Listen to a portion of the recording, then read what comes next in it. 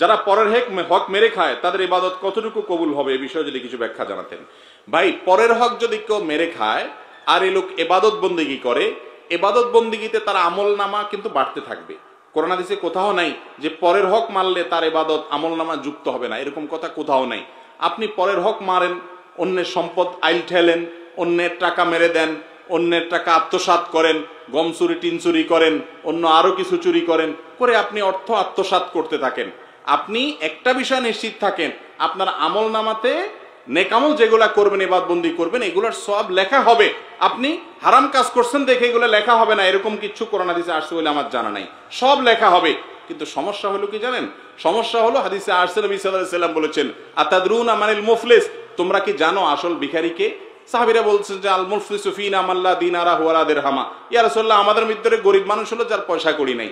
নবীজি বলেছেন, আরে না, এই মুফলিসের কথা বলি নাই, আসল মুফলিস হলো সেই লোক যেই লোক দুনিয়াতে মানুষের সম্পদ আত্মসাৎ করেছে, অন্যের জমির আইল ঠেলেছে, চুরি করে সম্পদ নিয়ে এসেছে, হাওলাত নিয়েছে আর দেয় নাই, বাকি নিয়েছে আর দোকানের সামনে দিয়ে যায় নাই, বিভিন্ন ভাবে মানুষের সম্পদ নষ্ট করেছে, বোনের হক দেয় নাই বাপের সম্পদে, মায়ের সম্পদে, ফুফুর হক দেয় নাই দাদার সম্পদে, বিভিন্ন ভাবে ভাইয়ের হক দেয় নাই, ভাতিজার হক মেরে দিয়েছে, মানুষকে মেরে কেটে খায়। আবার অনেক আমলও করেছে, মাশাআল্লাহ মাহফিলে 2 লাখ দিছে, হুজুর বলে হাজী সাহেবকে আল্লাহ জান্নাত দিয়ে দেন, বলেন সুবহানাল্লাহ, সবাই বলে আমিন। তো এইরকম লোক যেগুলো আছে তাদের আমল নামার পাহাড় নিয়ে কিয়ামতের দিন উঠবে, মোচে তেল দিতে দিতে যাবে, যা আজ জান্নাত ঠেকায় কে, এত কোরআন খতম, এত মাহফিল, এত হুজুরে খাওয়াইছি, এত মসজিদে দিছি, এত কোরআন শরীফ কিনে দিছি, হুজুর যত আছে দেশে এমন কোন হুজুর নাই আমার এলাকাতে গ্রামে যেগুলোর পেটে আমার খানা নাই, সবার পেটে খানা আছে, সব গরিবের পেটে খানা, কত দান সদকা করছি। আর কোরআন তেলাওয়াত, শুধু দান সদকা নাকি, হজ, উমরা, জিকির, আজকার, তাহাজ্জুদ, কপালে সিল, কত আমল করছি মাশাআল্লাহ, মোসে তাও দিতে দিতে যাবে জান্নাত সামনে কত দূর কে জানে।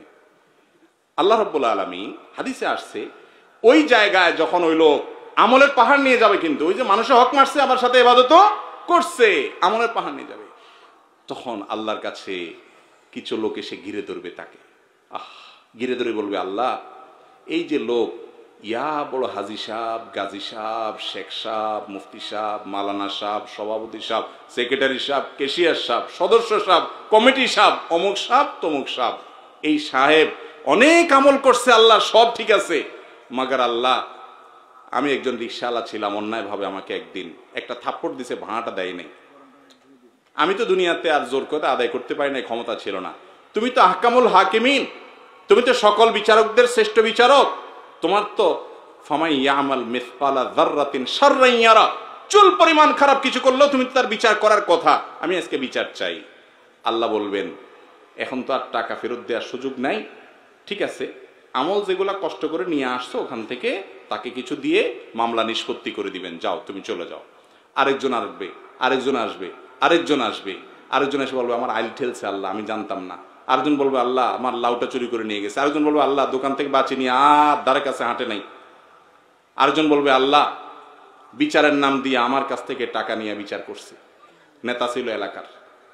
এক একজন এক এক মামলার আসামি, মামলার বাদীরা আসবে, আল্লাহ তাআলা সবাইকে তার দাবি অনুযায়ী, যদি প্রমাণ সত্য হয়, কেউ তার মিথ্যা সেদিন বলবে না, সব দিয়া বিচার করবেন। তার আমল সব শেষ হয়ে যাবে, দেনাদার তখনও, পাওনাদার তখনও থাকবে।